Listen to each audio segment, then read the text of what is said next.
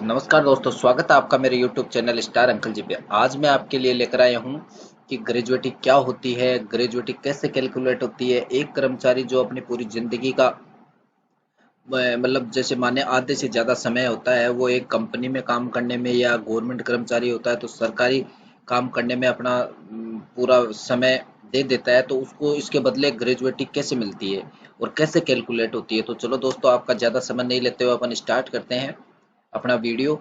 दोस्तों, एक चीज़ मैं बता देता हूँ आपको, ग्रेजुएटी की अगर पूरी जानकारी आपको चाहिए, ये कैसे कैलकुलेशन होती है, किस प्रकार से कर्मचारी को मिलती है, कितनी मिलती है, तो ये मेरा वीडियो शुरू से लेकर अंत तक जरूर देखें, क्योंकि इस वीडियो में आपको एक महत्वपूर्ण जानकारी आज मिलने वाली है। चलो दोस्तों, आपका ज़्यादा समय नहीं लेते हुए अपन आगे बात करते हैं ग्रेजुएटी क्या होती है। दोस्तों, मैं आपके दिमाग में बिल्कुल क्लियर कर देता हूँ, ग्रेजुएटी एक वो उपहार होती है, मतलब एक गिफ्ट होती है जो सरकार या कोई कंपनी होती है वो कर्मचारी को अपनी जो एक निश्चित अवधि की जो सेवा होती है उसके बदले देती है। मतलब एक गिफ्ट होता है ये, ठीक है। तो ग्रेजुएटी किसी कर्मचारी को मिलने वाला उपहार होता है।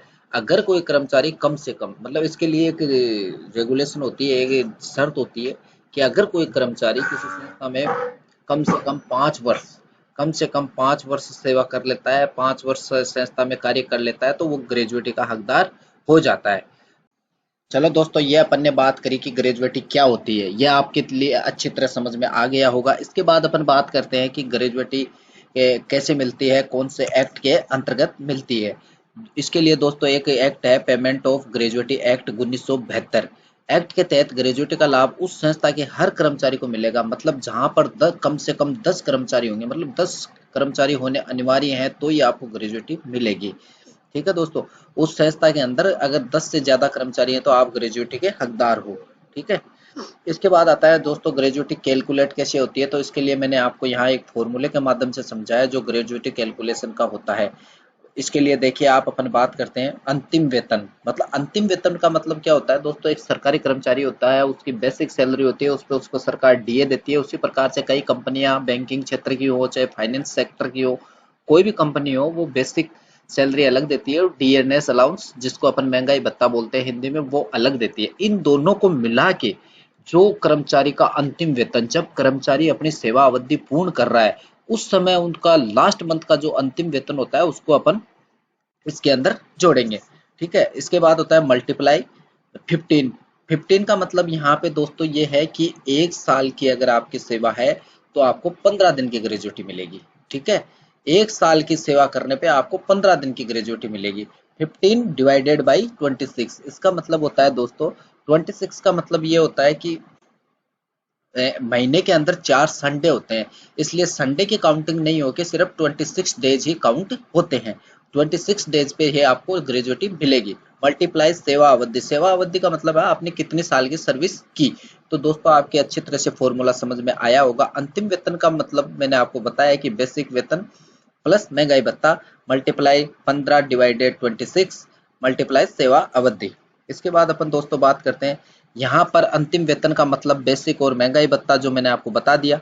माह में दिनों की संख्या 26 इसलिए मानी गई क्योंकि रविवार को छुट्टी होती है, 4 एक महीने में कम से कम, इसलिए 1 साल में 15 दिन के आधार पर ग्रेजुएटी मिलती है, मैंने आपको बता दिया था।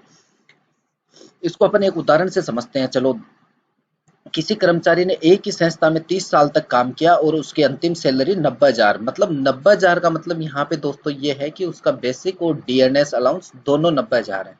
ठीक है।